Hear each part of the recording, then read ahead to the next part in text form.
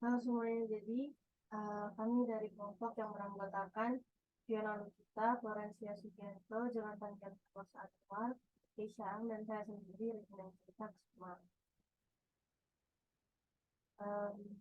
Terus kali ini kelompok kami akan menjelaskan mengenai eh, kasus Menko Polhukam Mahfud MD mengungkapkan bahwa transaksi mencurigakan senilai 300 triliun rupiah terjadi di lingkungan Kementerian Keuangan, khususnya Direktorat Jenderal Pajak dan Direktorat Bea Cukai. Menurutnya, sejak tahun 2009 hingga 2023, terdapat 160 laporan yang melibatkan 460 orang lebih terkait transaksi tersebut. Tidak ada kemajuan informasi terkait temuan tersebut dan baru ditingkatkan ketika temuan tersebut menjadi kasus seperti yang dialami Rafael Alun Trisambodo. Mahfud menjelaskan bahwa transaksi tersebut tidak ada hubungannya dengan Menteri Keuangan Sri Mulyani yang sudah melakukan pergantian menteri sebanyak 4 kali sejak 2009. Terus selanjutnya klaim-klaim yang terdapat dalam kasus tersebut. Yang pertama, terdapat transaksi mencurigakan di lingkungan Kementerian Keuangan, khususnya Direktorat Jenderal Pajak atau DJP dan juga Direktorat Bea Cukai. Lalu yang kedua, transaksi mencurigakan tersebut telah terjadi sejak tahun 2009 hingga 2023 dan mencapai 300 triliun. Lalu yang ketiga, setidaknya terdapat 160 laporan yang melibatkan 460 orang lebih terkait transaksi mencurigakan tersebut. Lalu yang keempat, respons terkait laporan tersebut tidak diupdate atau tidak diberi informasi respons. Lalu yang kelima, alumni Fakultas Hukum UII itu mengungkapkan Menteri Keuangan Sri Mulyani tengah menyelesaikan temuan-temuan tersebut. Dan yang terakhir, temuan transaksi mencurigakan baru direspons ketika sudah menjadi sebuah kasus. Dan Menteri Keuangan Sri Mulyani sedang menyelesaikan temuan-temuan ini. Lalu kritis kasus yang diberikan. Kasus transaksi mencurigakan senilai 300 triliun ini terjadi di Kementerian Keuangan, khususnya di DJP dan Direktorat Bea Cukai sejak 2009 hingga 2023.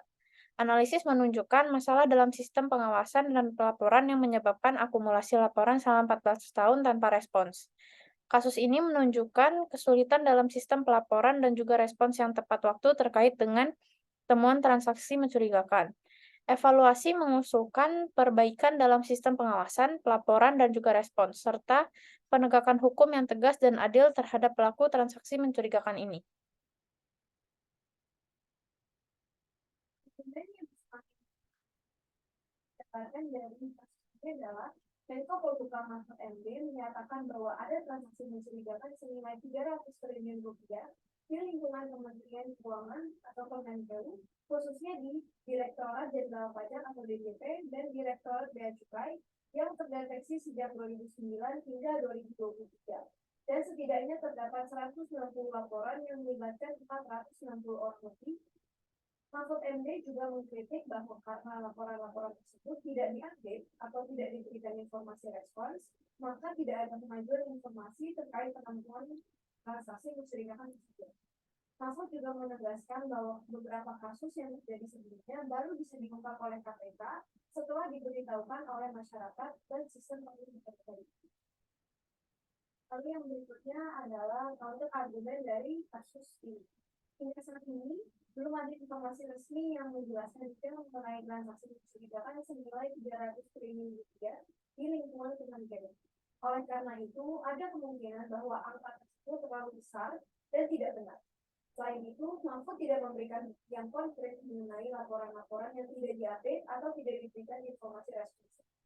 Hal ini bisa saja disebabkan oleh banyak faktor seperti kesibukan, keterbatasan personel, atau juga proses investigasi yang sedang berlangsung.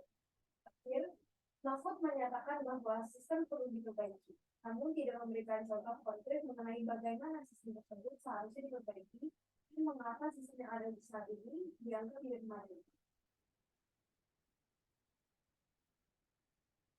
Lanjut, 5 pola deduktif spesifik. Yang pertama ada pones. Jika laporan tentang transaksi mencurigakan telah dilaporkan sejak 2009 dan tidak diupdate, maka akan terjadi akumulasi laporan. Mahfud MD menyatakan bahwa ada akumulasi sejak 2009 yang melibatkan 460 orang lebih dan transaksi mencurigakan senilai 300 triliun. Oleh karena itu, terdapat kemungkinan bahwa transaksi tersebut telah terakumulasi sejak 2009. Lanjut, ada tolerance. Jika tidak ada kemajuan informasi terkait penemuan transaksi mencurigakan, maka respon selalu bermunculan ketika temuan sudah menjadi kasus. Namun tidak ada kemajuan informasi terkait penemuan transaksi mencurigakan senilai 300 triliun yang dilaporkan sejak 2009. Oleh karena itu, respon terhadap temuan tersebut belum muncul. Lanjut, hipotesis. Jika tidak dapat pergantian menteri sebanyak 4 kali sejak tahun 2009, maka perinjineran memberikan laporan baru saat dipanggil. Mahfud MD menyatakan bahwa telah terjadi pergantian menteri sebanyak 4 kali setahun sejak tahun 2009 dan memberikan laporan baru saat dipanggil. Oleh karena itu, kemungkinan ada keterlambatan dalam memberikan laporan. Disjungtif.